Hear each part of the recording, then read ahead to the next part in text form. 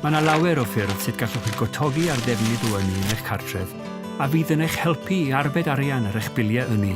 Gydag ychydig o fan newidiadau, gallwch arbed hyd at 150 o bunnau y flwyddyn. Gall ddiffodd eich golau pan nad ydych chi yn yr ystafell, arbed tua 15 punt y flwyddyn i chi.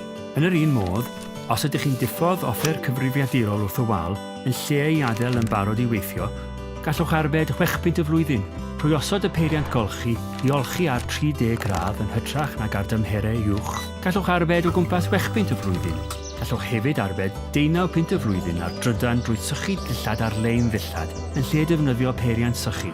A thrwy lenwi'r tegill a hynny o ddŵr ydych chi ei angen yn unig, gallwch arbed tua 7 punt y flwyddyn.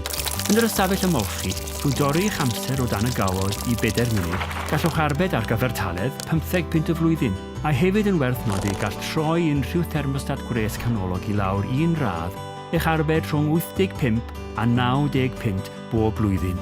Bydd mesuryddion clyfar yn gadael i chi weld eich defnydd o'n ni mewn punnoedd a chyniogaeth, a all, wedi ei gosod, helpu i wneud yn haws i ganfod ffyrdd o arbed o'n ni a lleihau cost eich bil o'n ni blynyddol.